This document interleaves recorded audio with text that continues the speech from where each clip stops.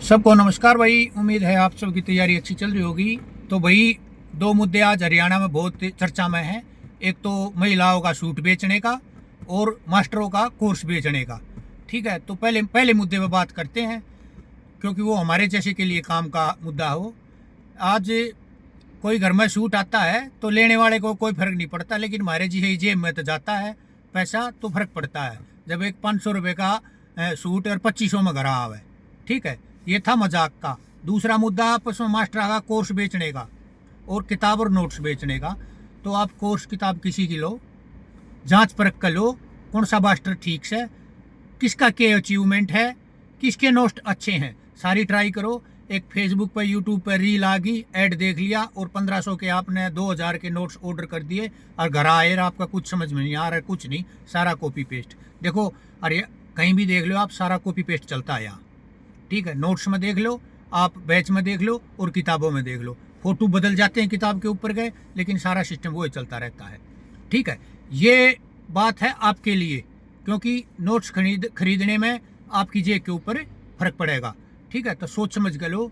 अच्छा, एक झूठी अफवाहें जैसे अभी हरियाणा पुलिस वाली है, पीछे ही ग्रुप डी के पेपर की थी, ये अफवाहें फैलाई जाती हैं आपके दिमाग को टेस्ट करने के लिए कि बच्चों की सोचने की समझने की क्षमता कितनी है। आप एक झूठी रील देख लेते हो एक यूट्यूब पे। देखो यूट्यूब पे क्या है, 99% आदमी अपने व्यू बढ़ाने के लिए मोटे मोटे थंबनेल बना घेरता है और आप उसमें फंस जाते हो। उनका काम ही ये होता है। आप फिर मैसेज करते रहते हो, देखो सर क्या होगा, ये कैंसिल होगा, ये होगा वो होगा। तो आपका कुछ भी कैंसिल नहीं होगा।